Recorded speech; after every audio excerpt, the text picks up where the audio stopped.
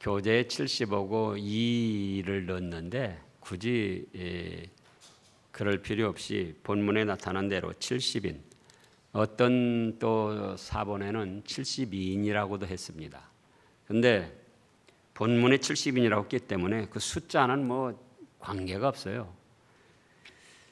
70인 파송. 자, 1절에 보면 그 후에 주께서 따로 70인을 세우셨습니다. 따로 세우셨다는 것은 12사도와 따로, 또 수많은 성도들과 따로 70인을 세우셨다는 겁니다. 그러면서 둘씩 보내시며 복음 전도 사역을 감당하도록 하셨습니다. 추수할 것은 많되 일꾼이 적으니, 믿어야 할 백성들은 많다 그거예요. 그런데 복음을 전할 사역자들은 얼마 없다. 그래서 일꾼들을 보내니까 또 일꾼들을 보내주소서 하면서 가서 사역을 감당하라는 겁니다. 그런데 이제 사역을 감당하는데 어떻게 감당할 것인가? 3절부터 말씀을 하셨습니다.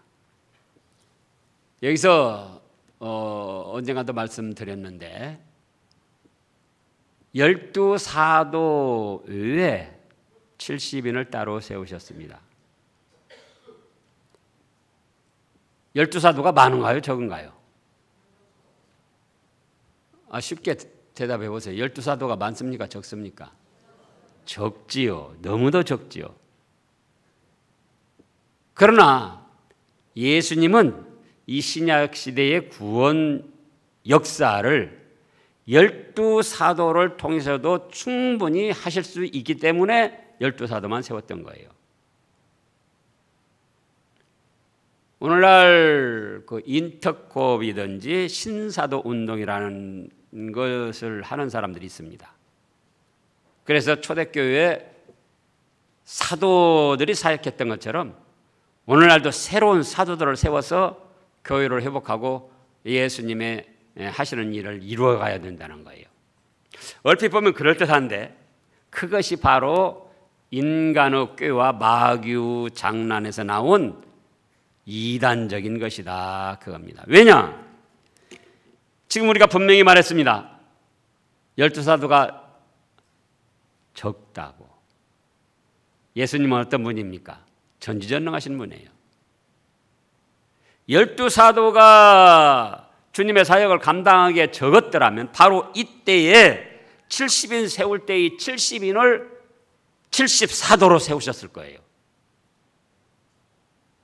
그런데 전지전능하시고 모든 걸 아시는 주님께서 몇만 세우셨다? 12사도만 세우셨다 그거예요. 말은 그럴듯하죠. 지금도 초대교회로 돌아가서 그 초대교회 사도들이 이 능력 있게 행하겠다처럼 오늘날도 신사도 새로운 사도를 세워가지고 능력 있게 하나님의 일을 해나간다. 그러나 예수님의 뜻이 그러냐 그거예요. 예수님의 뜻이 그러셨다면은 우리가 생각할 때도 12사도가 적듯이 이때에 70인을 뭘로 세우셨다? 사도로 능히 세우실 수가 있었다 그거예요. 그런데 그러지 않으셨어요. 12사도는 따로 70인을 세우셨다. 그래서 사역을 감당하도록 하셨는데 어떻게 사역을 감당할 것인가? 전도자의 자세. 교재도 나타났듯이 이 본문에는 나타나지 않았지만 1번으로 뱀같이 지혜로워라. 마태복음 10장을 보겠습니다. 마태복음 10장 비슷한 사건인데 거기에서는 좀 더 자세하게 말씀을 하셨어요. 마태복음 10장 16절 보라 내가 너희를 보냄이 양을 이리 가운데로 보낸 것 같도다. 그러므로 너희는 뱀같이 지혜롭고 비둘기같이 순결하라. 이렇게 말씀을 하셨습니다. 그러면 뱀같이 지혜로운가는 무슨 뜻인가? 뱀이 에덴 동산에서 아담과 하와를 꼬였습니다. 미혹을 했어요. 그래서 아담과 하와가 범죄를 했죠. 그러면은 뱀이 아담과 하와를 넘어뜨린 것이 아니에요. 뱀이 자기 힘으로는 사람을 넘어뜨릴 수가 없다는 걸 깨달았어요. 왜냐? 창세기 1장 28절에서 뭐라고 하셨죠? 하나님의 형상대로 남자와 여자를 창조하시고 복주시며 생육하고 번성하라 하셨고 땅을 정복하고 다스리라고 하셨어요. 그렇기 때문에 뱀이든 그 어떤 생명체든 사람의 다스림을 받아야지 되는 거예요. 그러니까 뱀이 사람의 다스림을 받는 것이 마땅치가 않았던 거예요. 그래서 어떻게 하면 사람을 넘어뜨릴까, 이겨먹을까 그러다가 내 힘, 내 지혜로는 안 되겠구나. 사탄 마귀가 있지. 사탄 마귀의 지혜를 빌려보자.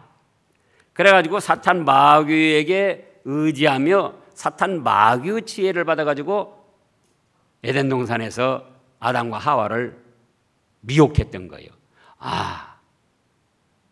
참으로 하나님이 동산 모든 실과는 먹지 말라 하더냐. 그렇게 시작해서 하와가 자기도 넘어가는 줄 모르게 하면서 넘어뜨린 거예요. 그걸 먹으면 죽는 것이 아니다. 하나님 눈처럼 너희가 밝아질 거야. 그래서 그 증거가 뭐냐? 이 본문에도 있지만은 요한계시록 20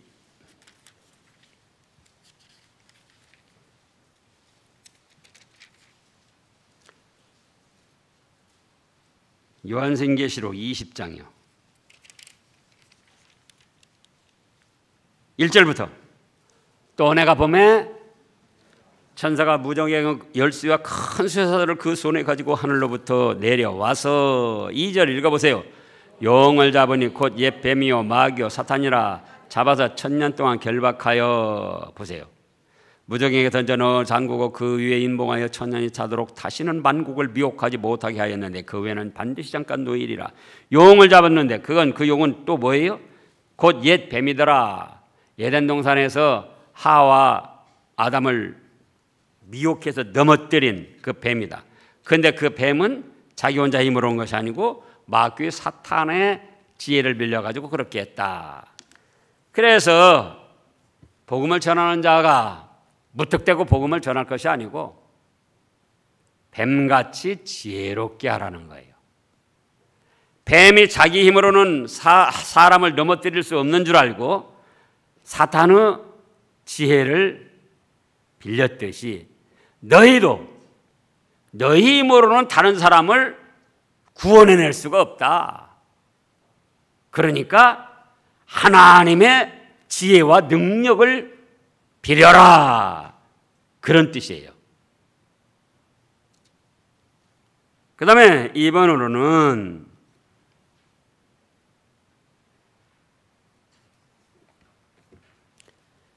비둘기같이 순결하라 그랬습니다. 무엇같이 순결하라고요? 비둘기같이 순결하라. 왜 비둘기같이 순결하라고 하는가? 비둘기는 온유하면서 순결한 짐승입니다.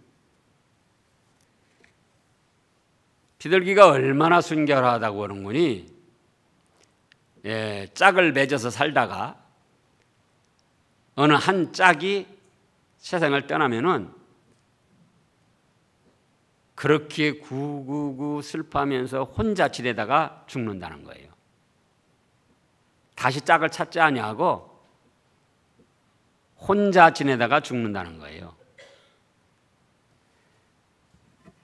그러면 너희가 복음을 전하러 가는데 직분을 감당하고 사역을 감당하는데 비둘기같이 순결하라는 것은 뭡니까?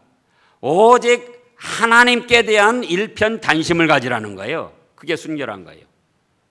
복음을 전하며 직분자들, 교회 직분자들이 하나님 외에 다른 신을 인정하거나 다른 신을 생각하는 것은 그거는 부정한 것입니다.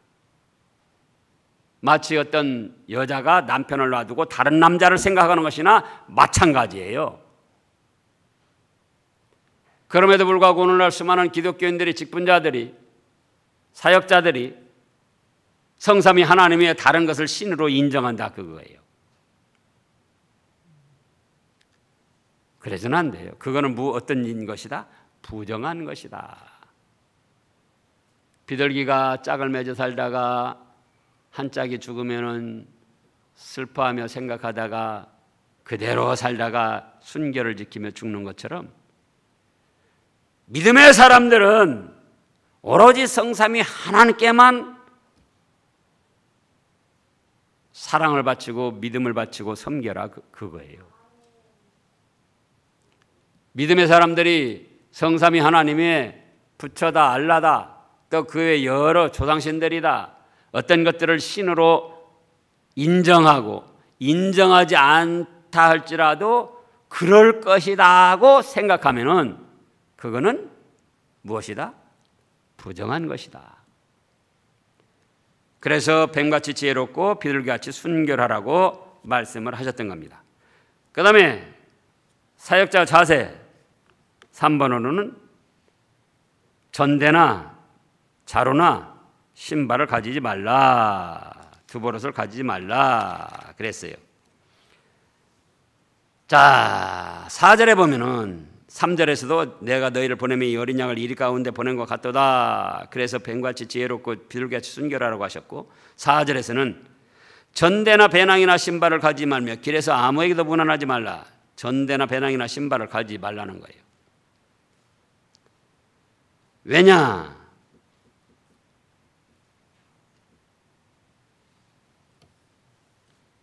자, 일꾼이 저 먹을 것 받는 것이 마땅하다, 그거예요. 일꾼이 어쩌다고요? 저 먹을 것 받는 것이 마땅하다. 7절을 읽어보세요. 그 집에 유하하며 주는 것을 먹고 마시라. 일꾼이 그 싹을 받는 것이 마땅하니라. 이 집에서 저 집으로 옮기지 말라. 그래서 사역자들은 전대나 배낭이나 신발이나 두버릇을 가지 말고, 마태복음에 또 그렇게 말씀하셨어요. 경제적인 물질적인 것에 염려하여 직분 감당하고 사역 감당하는 걸 등한히 하지 말고 나가라는 거예요. 나가서 사역을 감당하라는 거예요. 전도자든 교회의 어떤 직분이든 사역을 감당하라는 겁니다. 그러면은 일꾼이 그 싹을 받는 것이 마땅하니라 하고 하나님께서 다른 사람들을 통하여 그 사역자들이 필요한 대로 쓸 수 있도록 물질을 공급해 주시는 거예요. 그 다음에 4절에 보면 아무에게도 문안하지 말라. 자칫 오해를 할 수가 있습니다. 아무에게도 문안하지 말라. 이건 무슨 뜻이냐? 인사 자체를 하지 말라는 게 아니에요. 성경에는 비유적인 뜻으로 말씀하신 것이 많이 있잖아요. 그러면은 전도하러 간 사람이, 사역을 감당하러 나간 사람이, 직분자가 만나는 사람에게 인사를 하면 어떻게 됩니까? 현실적으로 인사를 하면 어떻게 되죠? 교만하고 인사성도 없고 싸가지 없는 사람이라고 당장에 눈총받는 거예요. 그럼 여기에는 무슨 뜻이냐? 아무에게도 문안하지 말라는 것은 인간관계에 얽매여 가지고 하나님의 사역을 등한히 여기지 말라는 거예요. 인간관계에 중요시하다가 뭘 잊어버려요? 하나님께 받은 사명, 직분자로서 사명을 등한히 하는 거예요. 그러지 말고 인사도 하되 인사를 하면서도 하나님께서 맡겨주신 사명을 감당하기 위해서 인사도 하고 인간적인 관계를 맺으라는 거예요. 인간적인 관계 중요시하고 인간적인 관계 맺으려다가 직분자 사명 잃어버리고 그 사람들 눈치 보다가 이것도 못하고 저것도 못하고 그런 어리석은 짓 하지 말고 인사를 하되 인간적인 관계를 맺으면서도 뭘 중요시 생각해라?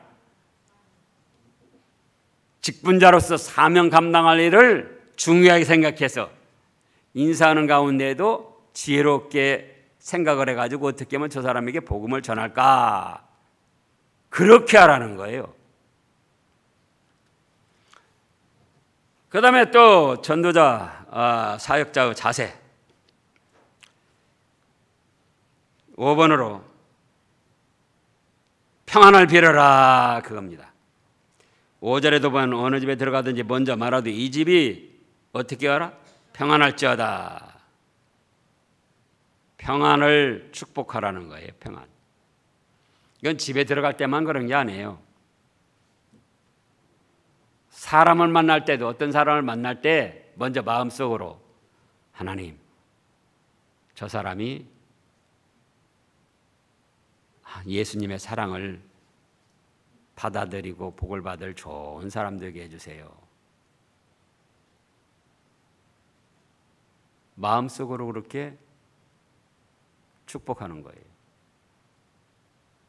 어떤 집에 들어갈 때도 들어가서도 먼저 그 집의 영육간의 평안을 위해서 기도하고 길게 무슨 1시간, 2시간 아니고 1분이라도 사람 딱 어떤 사람 교제하면서 만나면서도 저 사람도 하나님의 사랑을 깨달아서 믿음 생활에서 복받게 해주세요. 10초만 되는 거 10초.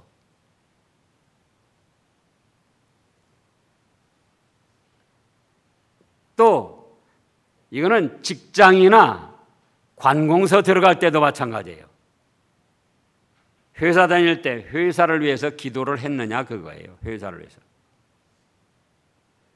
그 회사를 통해서 자기가 생활을 하고 있는데 그 회사를 위해서 기도를 얼마나 했느냐. 그 직장을 위해서. 그러니까 직장 들어가면서 회사 들어가면서 일터 들어가면서 하나님 오늘도 이 일터에서 이 직장에서 악한 일은 일어나지 않게 해 주시고 선한 일이 잘 이루어지게 하여 주시옵소서. 직장에 들어가고 일터에 들어가고 어떤 현장에 들어가면서 하나님 오늘 이 일터에서 조그만 불미스러운 일도 일어나지 않고 모든 일이 순조롭게 잘 이루어지게 하여 주시옵소서. 예수님 이름으로 기도합니다. 그게 평안을 빌어주는 거예요. 그래서 사람을 만나도 평안을 빌어주고 어느 집에 들어갈 때도 평안을 빌어주고 직장이나 관공서나 어떤 일터에 갔을 때도 딱하니 마음속으로 1분이라도 하나님을 마음속에 모시면서 평안의 기도를 하라는 겁니다. 그러면 어떻게 될까? 6절 읽어보세요. 6절. 만일 평안을 받을 사람이 거기 있으면 너희의 평안이 그에게 머물 것이요 그렇지 않으면 너희에게로 돌아오리라. 전 이 말씀이 아주 참 좋아요. 그렇잖아요. 평안을 빌어주고 거기에 받을 만한 사람이 있다. 그러면 내가 평안을 축복한 것으로 그 사람, 그 집, 그 일터가 평안하게 된다는 거예요. 그런데 받아들이지 않고 아주 마귀의 앞잡이로 놀아나는 사람이 있다. 그러면은 내가 빌어준 그 평안의 축복이 누구에게 간다? 없어지는 것이 아니고 헛된 말로 끝나는 것이 아니고 다시 나에게 돌아온다 그 말씀이에요. 그러니 얼마나 좋아요. 양통입니다. 양통. 이래도 좋고 저래도 좋고. 그런데 평안을 기도하지 않으면 되겠어요? 이래도 좋고 저래도 좋고. 그래서 우리는 꼭 어떤 전도 사역으로 나간 것이 아니라 할지라도 예수님을 믿는 믿음의 사람들은 사람을 만났을 때도 먼저 뭘 빌어줘라? 평안을 기도해줘라. 어느 집에 들어갔을 때도 그냥 친척 집에 가든지 뭐 친구 집에 가든지 그냥 간 거예요. 갔어도 그 집으로 해서 평안을 기도해줘라. 또 직장, 회사, 일터 현장 거기에 갔을 때도 먼저 평안을 기도하라 그거예요. 그 분위기나 그 사람들이 그런 평안을 받을 만한 그릇이 되면은 내가 빌어준 그 축복이 그 집에 그 사람에게 임하고, 그렇지 않으면 누구에게 다시 돌아온다고요? 나에게 다시 돌아온다. 그러니 우리는 평안을 잘 기원해야 됩니다. 그 다음에 여섯 번째로는 이 대접을 더 받으려고 이랬다 저랬다 옮기지 말라는 거예요. 7절에 보면 그 집에 유하며 주는 것을 먹고 마시라. 일꾼이 그 싹을 받는 것이 마땅하니라. 이 집에서 저 집으로 옮기지 말라. 이 집에서 저 집으로 옮기는 뭐 때문에 옮기느냐? 그 사람이 복음을 받아들이지 않아서 옮기는 게 아니에요. 여기서는 자기가 개인적으로 더 좋은 집, 더 편한 집, 더 대우를 해줄 집을 찾다가 이 집 저 집 옮기는 거예요. 그러지 말라는 거예요. 오히려 어려운 집을 찾아서 평안을 기도해주고, 또 그 집에서 비록 호의호식은 아니라 할지라도 정성껏 대접하는 그 대접을 받고 하나님께 기도를 드리라는 겁니다. 그 다음에 이 복음을 받아들이지 않는 사람들이 있어요. 예수님에게도 그렇고 사도들에게도 그렇고 70인에게도 그렇고 10절부터 보면은 어느 동네에 들어가든지 너희를 영접하지 아니하거든 그 거리로 나와서 말하되 너희 동네에서 우리 발에 묻은 먼지도 너희에게서 떨어버리노라. 그러나 하나님의 나라가 가까이 온 줄 알라 하라. 내가 너희에게 말하노니 그날에 소돔이 그 동네보다 견디기 쉬우리라. 이렇게 말씀을 하셨어요.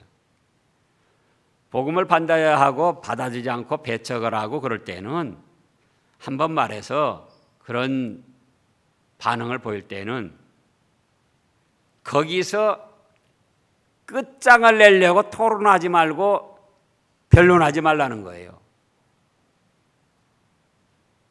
이따금 그런 경우가 있습니다.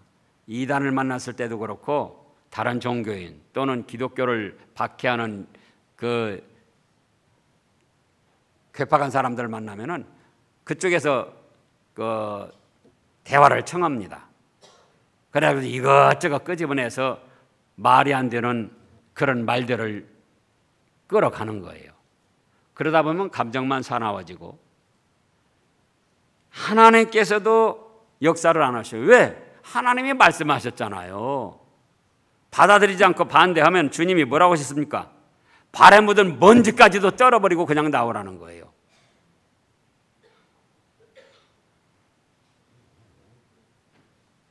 그래서 복음을 받아들이지 않고 반대하는 사람들에게는 발에 묻은 먼지까지도 떨어버리듯 전혀 신세를 지지 말라는 거예요. 전혀.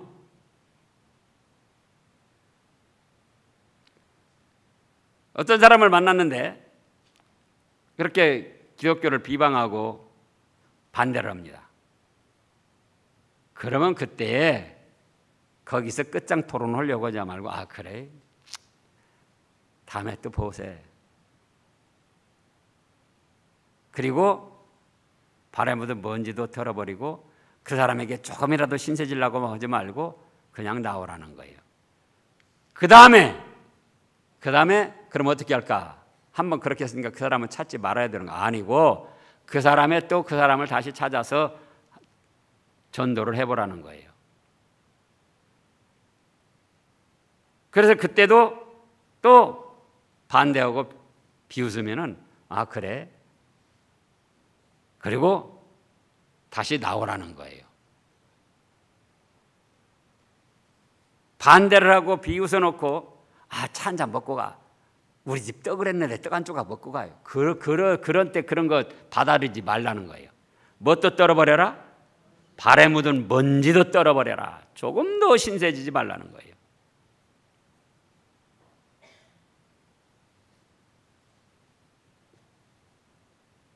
그 다음에 또 그 사람 만날 수 있고 그 집에 찾아갈 수 있어요. 그래서 또 복음을 전하는데 안 받아들인다. 그러면 다시 거기서 또 끝장 토론을 하려고 하지 말고 다시 아 그래요. 좀 더 생각해 보세요. 저도 좀 더 기도해 보겠습니다. 그리고 나오라는 거예요. 나오는데 뭐까지도 떨어버리고 나와라? 발에 묻은 먼지까지도 떨어버리고 나와라. 그러나 받아들이면은 그 사람은 복 있는 사람이에요. 그래가지고 받아들이지 않을 때는 13절에 보면 화 있을진저 고라시나 화 있을진저 벳세다야 너희에게 행한 모든 권능을 두로와 시돈에서 행했더라면 그들이 벌써 베옷을 입고 제에 앉아 회개하였으리라. 심판때에 두로와 시돈이 너희보다 견디기 쉬우리라. 이렇게 말씀을 했습니다. 고라신과 벳세다는 예루살렘 땅입니다. 이 이스라엘 땅이에요. 소돔과 고모라 또 두로와 시돈 14절에 그거는 두로와 시돈은 이스라엘 북쪽 해변 도시예요. 이스라엘 땅이 아니에요. 그런데 이스라엘 족속이고 이스라엘 땅에 있는 벳세다 고라신 사람들이 주님의 권능의 역사를 체험했는데도 불구하고 복음을 받아들이지 않고 반대를 했다 그겁니다. 그래서 말씀하시기를 12절에서 소돔이 그 동네보다 견디기 쉬우라. 소돔이 어떻게 멸망을 당했습니까? 하늘에서 불비가 내려와 가지고 다 불에 타 죽고 또 롯은 여인은 소금 기둥이 되고 비참하게 심판을 받았잖아요. 그렇기 때문에 복음을 반대할 때 굳이 그 사람하고 끝장 토론하고 거기서 결론을 내려고 하고 거기서 무슨 말싸움 하려고 하면 안 돼요. 안 받아들이면 어떻게 하라? 예, 다음에 또 보죠. 더 생각해 보세요. 그러고 인사하고 나오라 그거예요. 이렇게 서너 번 했는데도 계속 안 받아들이면 그 사람은 그 집은 소돔이 하나님의 심판을 받은 것처럼 그런 심판을 받게 된다 그겁니다. 그 다음에 15절도 가버나움아 내가 하늘까지 높아지겠네. 그렇게 자기 자신을 높이면서 복음을 받아들이지 않아서 지금 가버나움에 대해서도 말씀한 겁니다. 그 다음에 16절을 읽어보세요.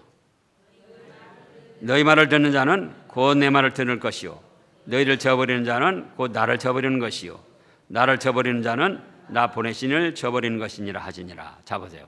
이 말씀을 우리가 잘 기억해야 됩니다. 많은 사람들이 하나님이 나에게 직접 말씀하시고 예수님이 나에게 직접 말씀하시면 듣겠다. 그러나 목사가 말하니까 안 듣겠다. 하나님이 직접 말씀하시고 예수님이 직접 말씀하시면 내가 듣겠는데 70인이 그 무슨 직분도 없지 않냐? 사도도 아니고 집사도 아니고 뭐냐? 나는 그 말 안 듣겠다. 그게 교만이고 마귀의 미혹에 넘어간 거예요.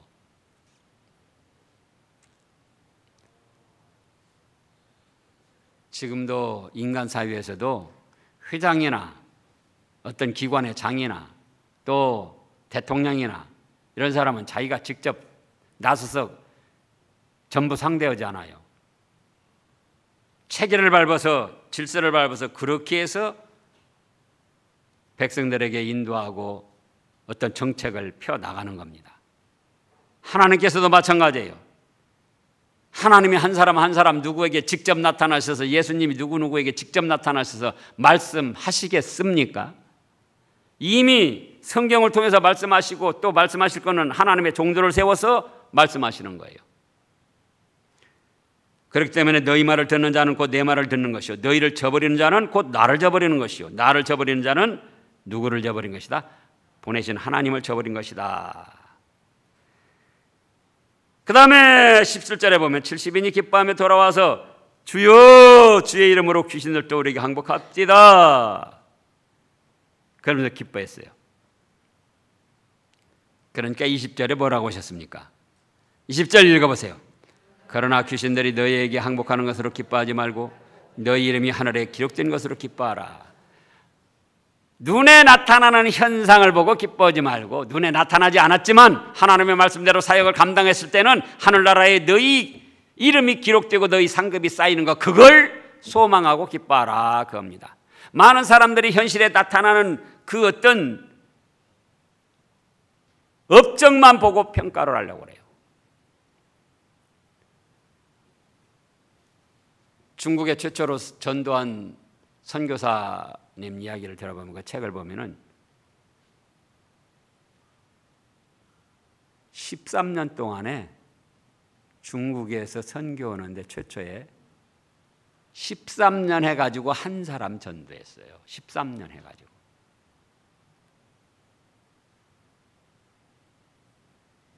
또 우리나라에 영국에서 토마스 선교사님이 오셨는데